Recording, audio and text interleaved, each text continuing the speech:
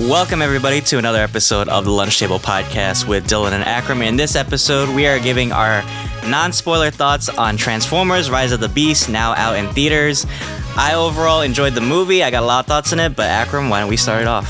Yeah, what can I say? I mean, whenever you see Transformers movie, it's always really exciting and action-packed, and so this definitely delivered on that front. The story, of course, from Bumblebee, they took a different approach, and I think for the most part, I like this approach. And the human characters, I must say, they feel like a lot more compelling, and I appreciate that because one of my criticisms is that the humans really take away from the experience and are somewhat annoying. This time, I actually really felt for these characters. But let's move on to you. Yeah, I agree with you. Actually, this was like one of the only Transformers movies where I actually felt for the humans, and it wasn't like an eyesore seeing them like on every scene. Eyesore, right? Yeah. But like, yeah. So we have Noah as the main character, and you know he's coming from like a struggling family, and also I just love the time period because it takes place in the 90s, and I think they did a really good nostalgia tour of that. I love the soundtrack that they did from it. They pulled like a lot from like Wu-Tang, Biggie. You know, it was really awesome seeing even like the hairstyles that they had and the clothing really felt like authentic to the time period.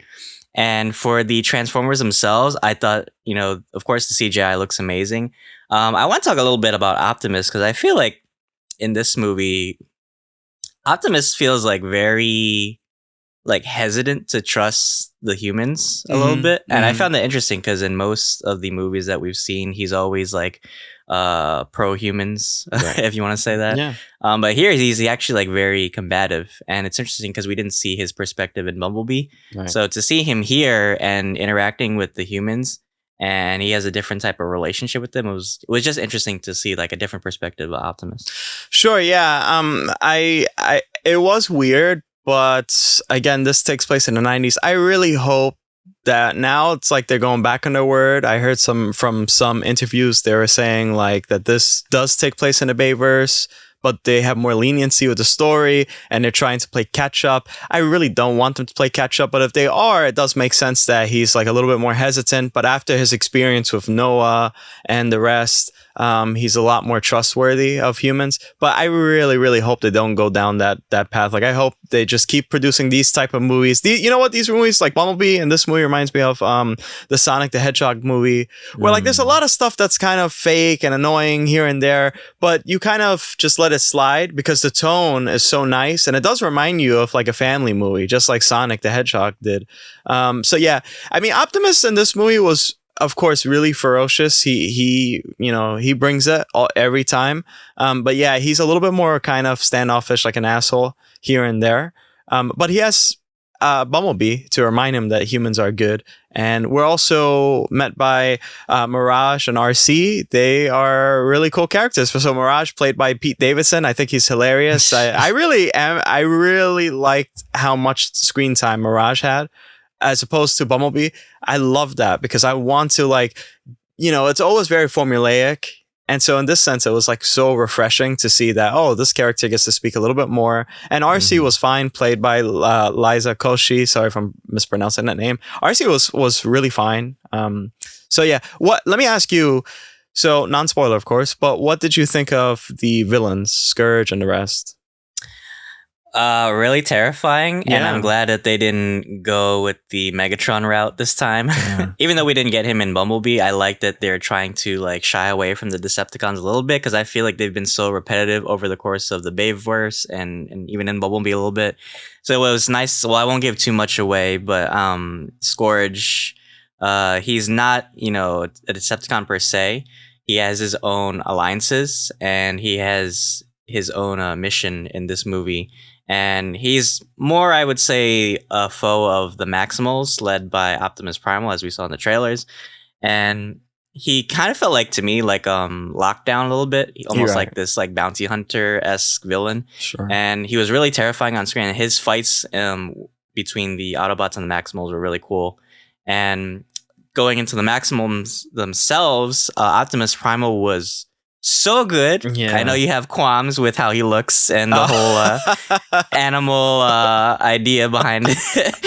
But I thought they would look really good. And we see them like early on in the movie. Yeah. And their story and their relationship. It was kind of similar to how Beast Wars was in the animated show, but they took their own spin-off with it. Yeah, they redirected it somehow. But, yeah. So it was kind of, and we also had Ming-Na Wei as Air Razor, and we also had Cheetar and Rhinox. I think that's what his name is. So they were really cool on screen. I like how actually they felt more like the heroes in this movie than the Autobots did. True.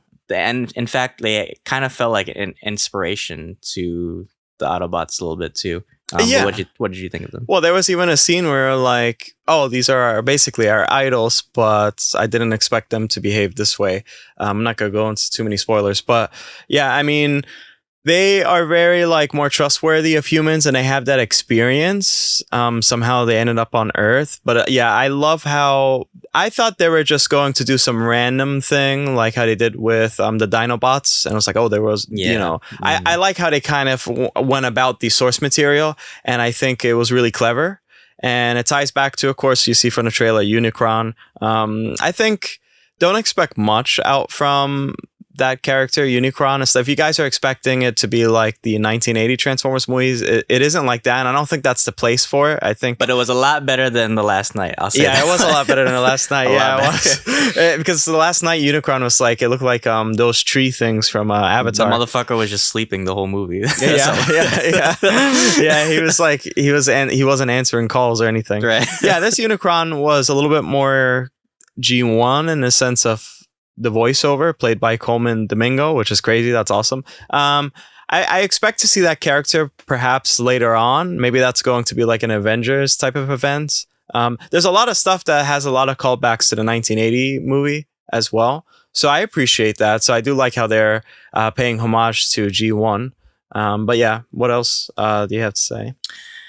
Yeah, I mean, overall, it came together really nicely. I mean, without giving too much away, I will say pay attention to the ending because there are a lot of universe building qualities that we may see in the future. I'm glad to see where the direction of the Transformers is going. I thought overall this was a really amazing movie. It had so much heart to it.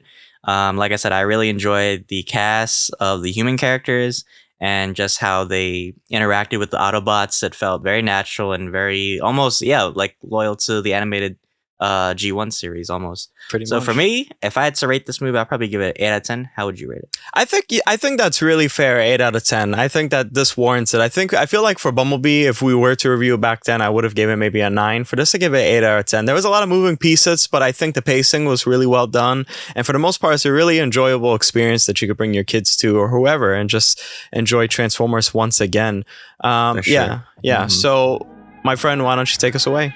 Well, guys, thank you so much for tuning in for this review. We will have a spoiler discussion after this episode, so be sure to check that out. If you watched the movie already, check out our other playlists. We have a lot of content out already. We're covering so many shows and movies this month.